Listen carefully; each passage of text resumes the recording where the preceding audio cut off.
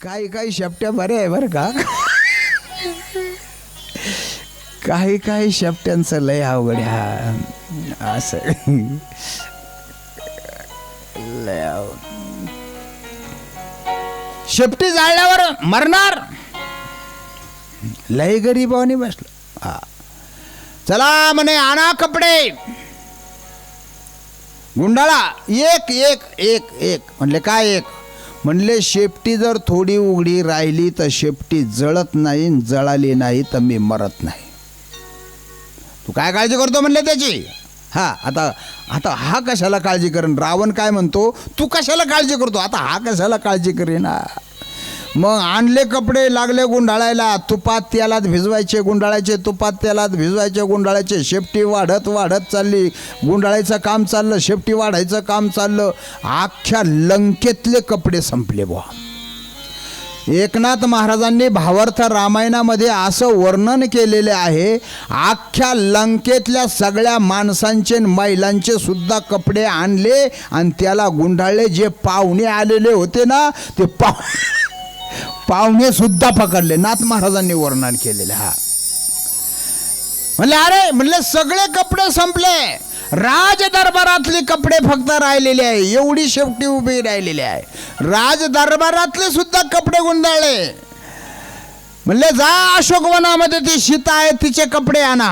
मारुती रायनेची हे नाही म्हणले. लगेच शेपूट आपडी करून घेतली. म्हणले शेपटी पूर्ण झाली. म्हणले मग चला घ्या आता लावा अग्नी. आता अग्नी लावायचा. आता खरं सांगा बरं, कुठला बाप स्वतःच्या मुलाला जाळीन का. मारुतीरायाचा बाप कोण. वायुदेवता.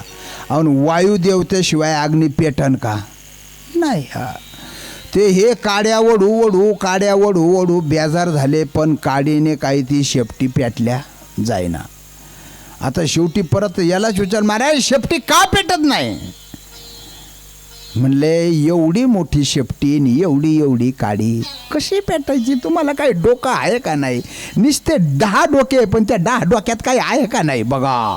तिथं जाऊन डोक्याचं खोकं करून टाकलं. बुद्धिमताम वरिष्ठामा खोकं. म्हणले एवढी मोठी शेपटी आहे. मग त्यांनी भाते लावले. भाते पूर्वी असे भाते असायचे. हा त्या भात्यामध्ये अग्नी पेटवायचा. हा म्हणले महाराज ही शेपटी एवढी बलवान आहे, लंकेमध्ये सर्वात जो बलवान असेल ना त्याच्याच हातून ही शेपटी पेटेल. मग आता लंकेत सर्वात बलवान कोण होता. रावण. हा मग रावण उठला सिंहासनावरून, आला त्या भात्याजवळ. तिथं विस्तव होता आणि रावणाने त्या उस्तावावरती फुंकार घातले आणि मारुतीरायाने बापाला सांगितलं पिताश्री पिताश्री सावधान. एक फुंकार घातले आणि अग्नी भडकला आणि रावणाची दाढी जळाली. हनुमंत महाबळी दाढी रावणाची जाळी. रावणाची दाढी जळाली, मारुतीरायाची शेपटी पेटली. आता शेपटी पेटल्यानंतर मारुतीरायाने तिथून उड्डाण मारलं. ह्या घरावर जायचं, त्या घरावर जायचं, त्या घरावर जायचं, त्या घरावर जायचं. अख्खी लंका पेटून टाकली बा. बजरंग बली हनुमान सगळी लंका जळाली. समुद्रावरती गेले, शेपूट विझवली. मारुतीरायाला चिंता वाटली. लंका जळाली पण माझ्या मातेला तर अग्नीचा दाग लागला नसेल. परत आले, भेटले. म्हणले आईसाहेब आता निरोप द्या. रावणाला आत्ताच मारून तुम्हाला घेऊन गेलो असतो, पण माझ्या स्वामीची मला तशी आज्ञा नाही. क्या बात है. आज्ञा नाही.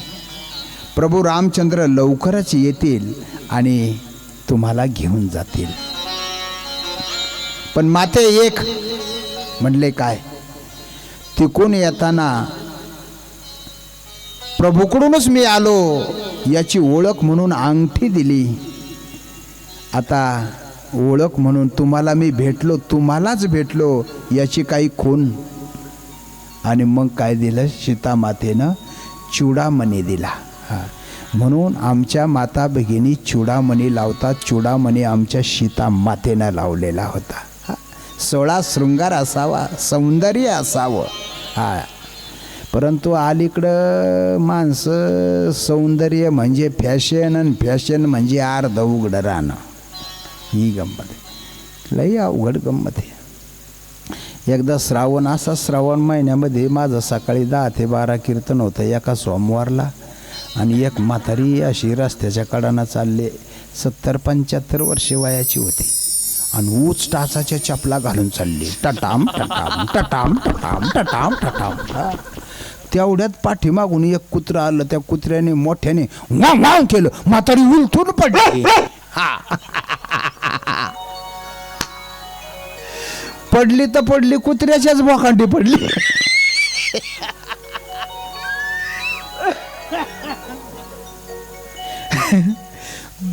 कुत्र दबलं म्हातारी खाली. कशी तरी क्या क्या क्या निघाले. हे असे फॅशन आहे महाराज. फॅशनच्या नावाखाली, सौंदर्याच्या नावाखाली आमची दुनिया नंगी होत चाललेली आहे.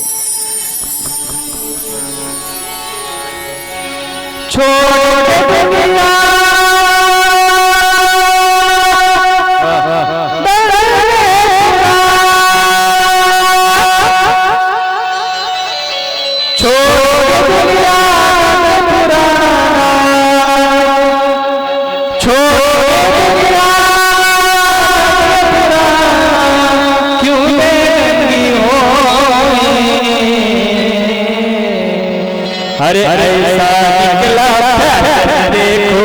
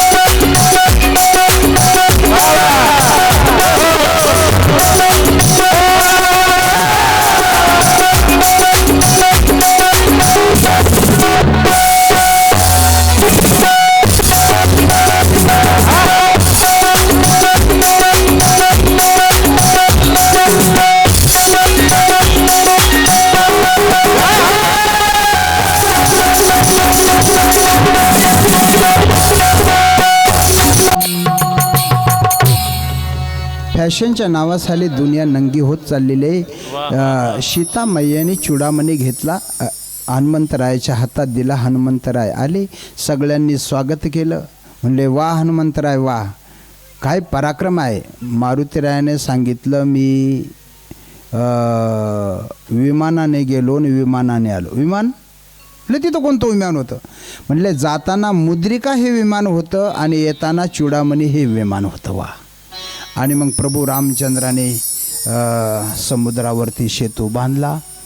राम रावणाचं युद्ध झालं आणि युद्ध झाल्यानंतर युद्धामध्ये मारुतीरायाने खूप असा पराक्रम केला.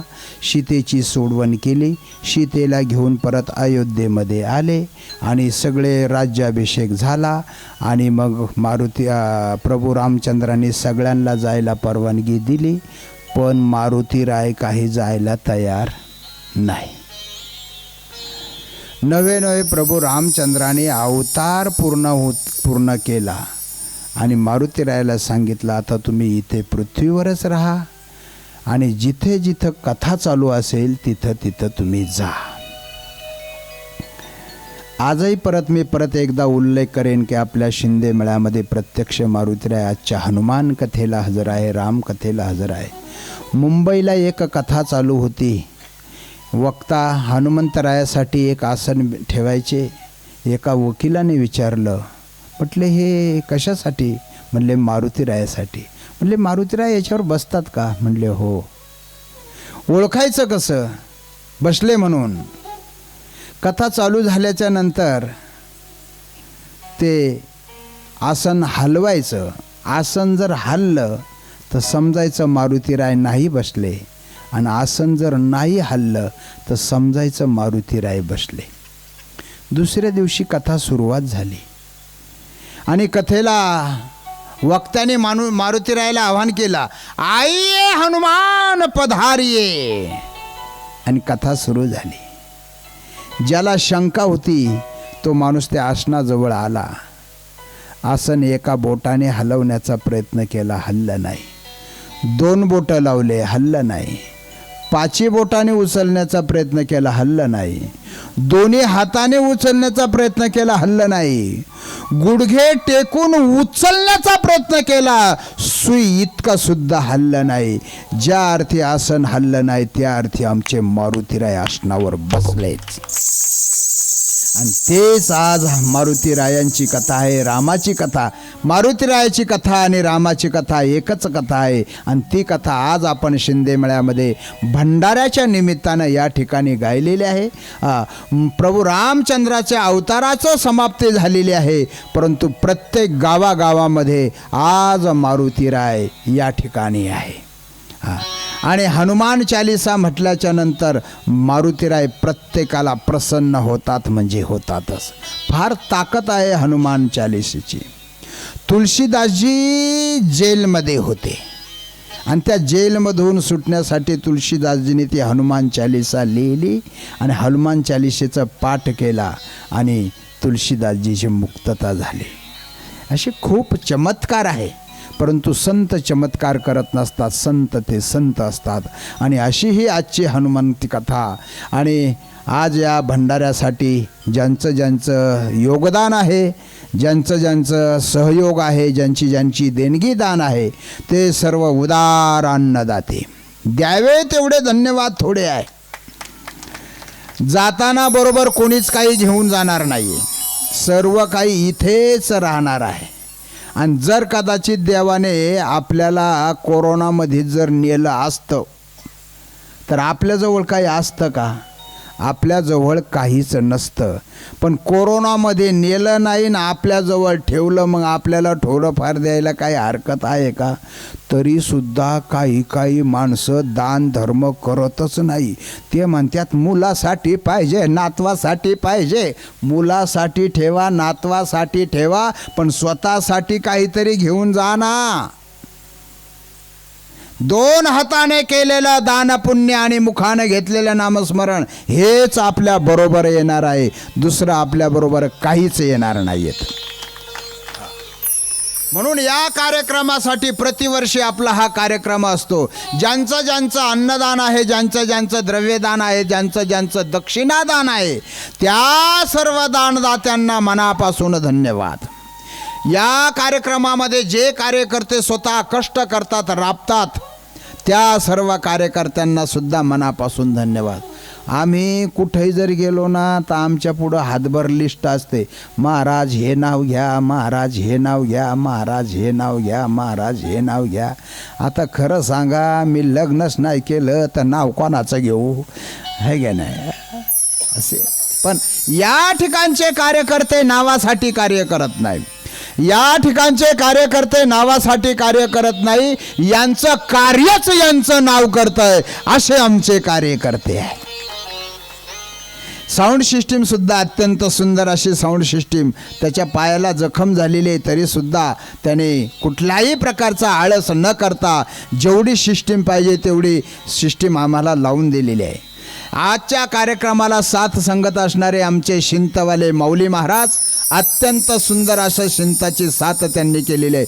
त्यांनासुद्धा मनापासून धन्यवाद. बीडमधून आलेले आहे, लांबून, ही सर्व लांब लांबून आलेली ही सर्व मंडळी आहे. त्याचप्रमाणे आमचे तबला मास्तर अतुल महाराज शिंदे यांचासुद्धा मनापासून धन्यवाद करतो. आमचे गोरखजी महाराज त्यांचंसुद्धा मनापासून, तेही सुंदर तबला वादक आहे, पखवाद वादक आहे. त्याचप्रमाणे आमचे वैभव महाराज पॅड, ज्यांचा पॅड म्हणजे काय, हातामध्ये एक खेळ बसलेला आहे आणि पॅड वाजतो का हात वाजतो हेच कळत नाही, असे आमचे वैभव महाराज आहे. या सर्वांसाठी एकदा जोरदार टाळ्या. आमचे महाराज अमोल महाराज अत्यंत सुंदर आहे, गायक आहे, वादक आहे, सर्व मंडळी आहे. माऊली महाराज चाळक आहे. आणि आमचे आज आपल्या कार्यक्रमाला 5-7 महाराज आज हजर आहे. आमचे राधिकाताई आहे, शिवानी महाराज आहे, कृष्णा महाराज आहे, सगळे शुक महाराज आहे. शुक महाराजांनी तर लयच धिंगाणा केला वाच. हां, तिथं कथा ऐकू दिली का त्यांना? नाही ऐकू दिली.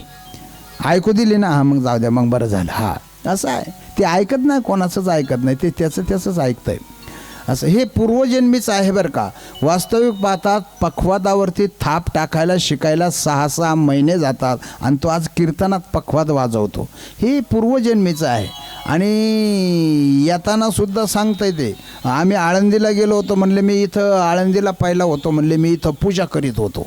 ही अशी गंमत आहे, ही पूर्वजन्मीचं आहे. असो तर सर्व मंडळी या ठिकाणी, जुने जाणते मंडळी, तरुण मंडळी, सर्वांना मनापासून धन्यवाद. ज्यांनी स्वयंपाकाची सुंदर सेवा केली आमचे आचार्य महाराज, त्यांनासुद्धा मनापासून धन्यवाद देतो. आणि या कार्यक्रमाचे प्रत्येक क्षण ज्यांनी टिपलेले आहे आमचे कॅमेरेमन, त्यांनासुद्धा मनापासून धन्यवाद देतो. आणि या ठिकाणी सेवेला विराम देऊ. ना तरी बालक बोबडा बोली, का वाकुडा उचका पावली, ते चोज करुणी माऊली. रिझेजेवी एक